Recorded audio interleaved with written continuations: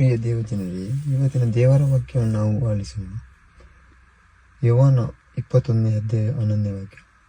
ಸಿಮೋನ ಪೇತ್ರನ ದೋಣಿಯನ್ನು ಹತ್ತಿ ಬಲೆಯನ್ನು ದಡಕ್ಕೆ ಎಳೆದು ತಂದನು.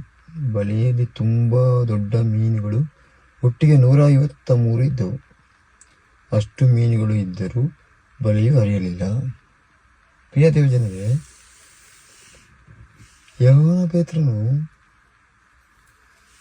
ನಂಬಿಕೆಯಿಂದ ಬಲೆಯನ್ನು ಬೀಸಿದನು. ಅದೇ ರೀತಿಯಾಗಿ ನಾವು ಯೇಸುವಿನಲ್ಲಿ ನಂಬಿಕೆಯಿಂದ ಯಾವುದೇ ಕಷ್ಟಗಳು, ಯಾವುದೇ ತೊಂದರೆಗಳು, ಯಾವುದೇ ಬೇಡಿಕೆಗಳನ್ನು ದೇವರಲ್ಲಿ ಬೇಡಿಕೊಂಡರೆ ನಮ್ಮ ಎಲ್ಲ ತೊಂದರೆಗಳು, ಕಷ್ಟಗಳು, ನೋವುಗಳು ದೂರವಾಗುತ್ತದೆ. ಪ್ರಿಯರೇ, ಮುಖ್ಯವಾಗಿ ನಾವು ಸೈತಾನನ ಆಸೆಗೆ ಬಲಿಯಾಗಬಾರದು.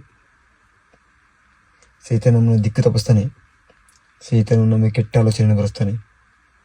ದೇವರಲ್ಲಿ ಪ್ರಾರ್ಥಿಸೋಣ ಅನ್ನುವಾಗ ಆ ಸೈತಾನ ನಮ್ಮ ಮನಸ್ಸಿನಲ್ಲಿ ಕೆಟ್ಟ ಅಭಿಪ್ರಾಯಗಳನ್ನು ಮೂಡಿಸುತ್ತಾನೆ. ಪ್ರಿಯರೇ, ಆದ್ದರಿಂದ ನಾವು ಯೇಸುವಿನ ನಾಮದಲ್ಲಿ ನಡೆಯೋಣ. ಪ್ರಿಯರೇ, ಯೇಸುವಿನ ನಾಮದಲ್ಲಿ, ಯೇಸುವಿನ ಮಾತಿಗೆ ಬೆಲೆ ಕೊಟ್ಟು ಯೇಸುವಿನ ವಾಕ್ಯವನ್ನು ಓದಿ ದೇವರ ನಾಮದಲ್ಲಿ ಬೆಳೆಯೋಣ.